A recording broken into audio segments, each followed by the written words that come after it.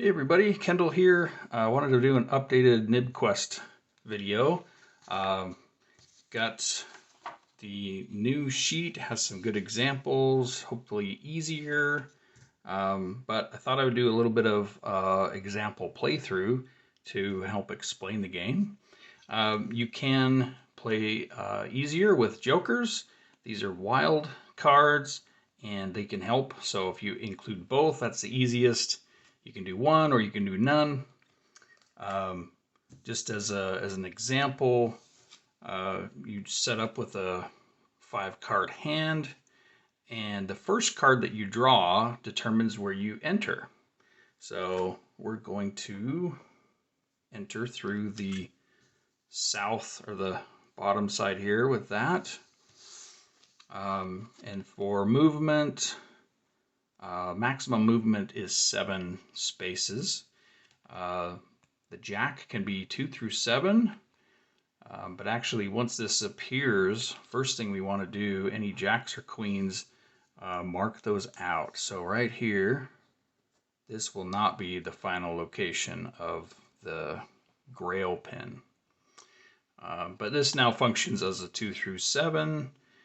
We've got an 8 here. What I might do, I think I'll use this as a movement. So we're going to discard. And we have 7 spaces. Let's go this way. 3, 4, 5, 6, 7. All right, and then as you move through the vendor floor of this fountain pen show, you shade these in. So you cannot backtrack. And once you pass, you can't access something again. So while we're in front of this this ink here, it's a restriction of 2 through 5. Let's use our cards. You have to test ink before you can buy anything.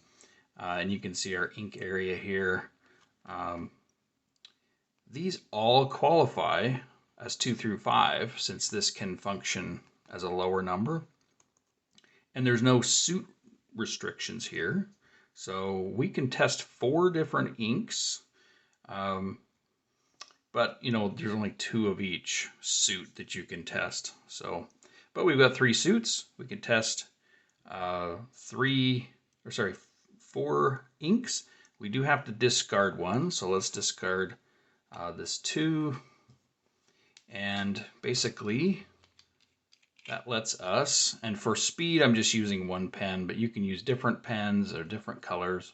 So we can test 2 of the diamonds, 1 of the spades,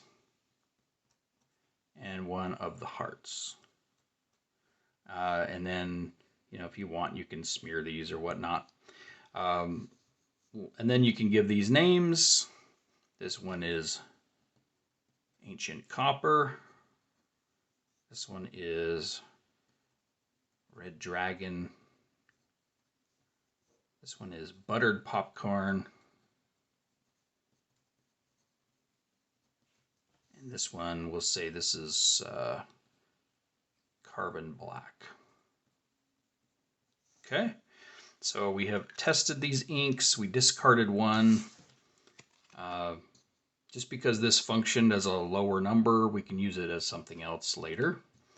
All right, so moving forward, we can stay here and actually buy inks. And you know, let's go ahead and do that. We'll buy an ink. I'd say these 2 here. So you just have 1 card that fits the requirement, and then any other second card will work. So we'll buy the Carbon Black,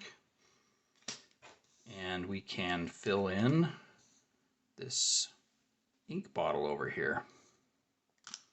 All right, we are down to 1 card. Whenever you're down to 2 or less cards, you can draw 3 more. So let's just do that. A king can function as any card, but it also is needed for a Nibmeister. So I might set this aside in my appointment book. Once you have 2 kings, you can get a custom grind. These 3, what I might want to do is come up here and purchase a pen. So I have already moved a little bit. Let's actually, no, let's get some more cards here. I'm going to test some more ink. So I discard this club, and I can test a club here. This is a spearmint green.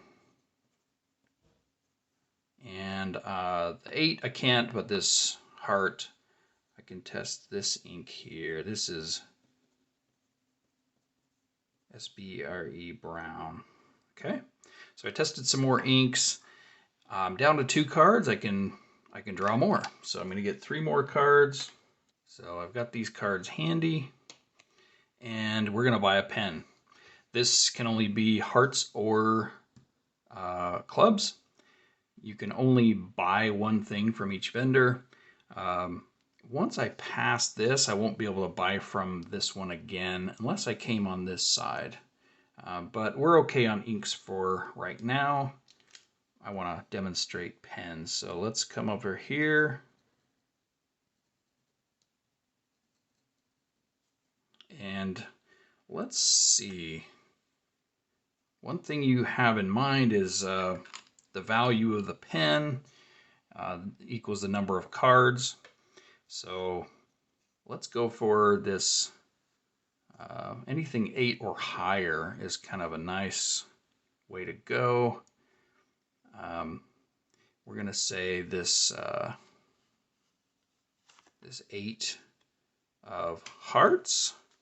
So that's going to be a 3-star pen.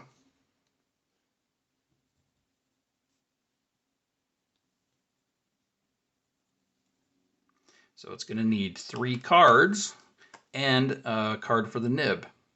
So as far as the nibs go, if it's 8 or higher, generally is more rare types, and you want uniques. So yeah, with the exception of spades, doesn't really change for spades. So I don't know. I think we can do. We're just going to do a 3 for the nib, so it's an extra fine, as you can see here. So this is an EF. Let's say this is a Bennu Euphoria. Okay, so it's got to be 3 cards plus the nib. I've got these 2, and let's discard these. So 4 cards, and we have our pen there. Okay, so we had 1 card left over. I can draw up to 3 more anytime you're down to 2 or less. And this Queen of Hearts came up. Now with a queen, you do mark off the space, so we know the Grail pen won't be here. And you want to be careful not to block your way to these. You have to end your game at one of these places. But queens also function to reveal your incantation.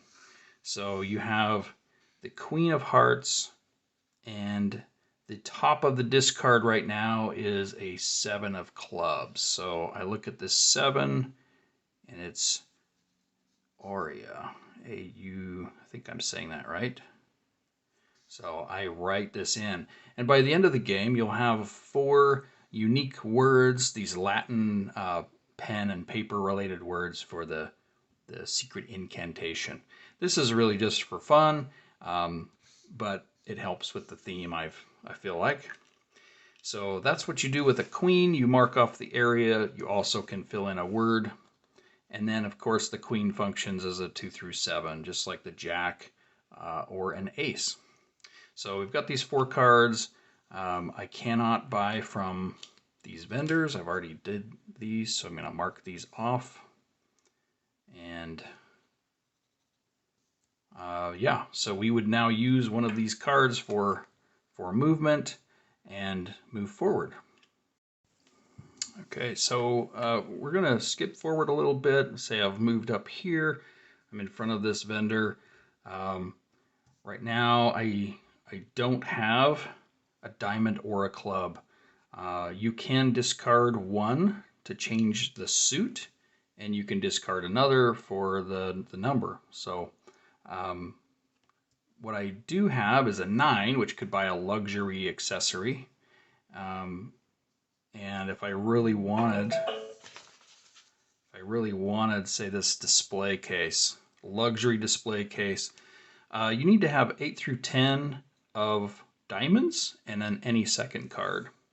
So I've got the value high enough to make that a diamond. I can discard this. So I'll discard the 3, and then my second card will be this. So this is a 9 of diamonds and a second card. I am buying this luxury display case, which will be 3 points here. So that's how these work, and then I would, of course, mark this off. Okay, fast forwarding just a little, I've moved up this side. I'm now standing in front of this coffee stand. The way these work is that you can add 2 cards to the bottom of your draw deck. Your draw deck represents your money, your resources, kind of your energy. So what you do is you take your discard pile and you take the top 7 cards, and you get to decide on any 2 to add to the bottom. So maybe I take this 8 and this 9. Just higher cards sometimes are more valuable for you. So I would just add these in any order to the bottom of my draw pile. And then I would mark this off here. With any of these doorways, you can exit and go in another door of your choice. So if I go here, now I can come here, and maybe it makes more sense for me to come in through this side. So my new movement would come here. Okay, we're going to say I'm down to these 2 cards, so I can draw 3 more. Now, the kings are wild, obviously. We talked about what queens do. The ace has a different function, and I'll show you that in just a second. First, let's record this queen. So our second queen is going to be clubs, and let's say the top of our discard is a queen. So we would come down through this jack through ace, and vellum would be our second word. And then we would also mark off the queen of clubs so that we know this is not the final location. Okay, now what happens with an ace is these are still 2 through 7 once you've resolved, but for thematic, these trigger a curse. So you have to look at the board where the aces are. You can see this ace of spades mark these 2 spaces. If you have a pen and an ink that you've bought, you don't have to fill in either of these spaces. But if you only have one of those, you'll have to fill in one of your choice, or if you don't have either, you'll have to fill both in. So in my case, I have a pen, but it's a heart, so I will have to fill one in. And then I look at my inks, and I do have a spade. So I just need to fill one of these. I will need to move possibly to this jack later, so I don't want to block myself. I still think it's going to be easier if I fill this space in versus that. So okay, so that's how an ace is resolved, and then it functions as a 2 through 7 in your hand. Okay, we're going to fast forward a little bit and say that I have moved up here. Notice the Nibmeister icon is green, and I chose not to go down this way because I'd be trapped. Moving forward, there would be this block, so that would be a loss condition. So I'm here, I'm at this Nibmeister, and I'm going to mark this off and have a nib grind performed. So the way you do that is you have to have 2 kings and any spade. So in my case, I've got this king in my hand, so I could have set it aside and made room with my appointment book, but anyway, it's there. And then I do have a spade. So you discard these 3 cards. That is custom nib grind. I only have the 1 pen, so I don't have a choice. It's going to be this one, and you shade this in. Okay, I wanted to show you an example of an end game and scoring. So throughout the game, I've figured out which jack or queen, basically the last one revealed, is the location I have to end my game on, which is, in this example, the queen of spades here. So I circled it, all the other ones are crossed out. As the queens have been revealed, I've written down the magic enchantment. So I'm basically here at the end, which is required, so I'm there. I've gone through my points and I've added up 2 points for each star, 1 point for each unique nib, 6 points for each nib grind. So I've got a total pen points of 34 right down here. I've got 3 bottles for each, 3 points for each bottle. I've got these other accessories, and I've got 26 points of ink and accessories. So the lesser of these is 26. You have to have 25 or more. So everything is working at this point, but how do I have enough resources in my hand to obtain the Grail pen? And that's one last thing. So right now I've got this queen, which counts as a 7 maximum.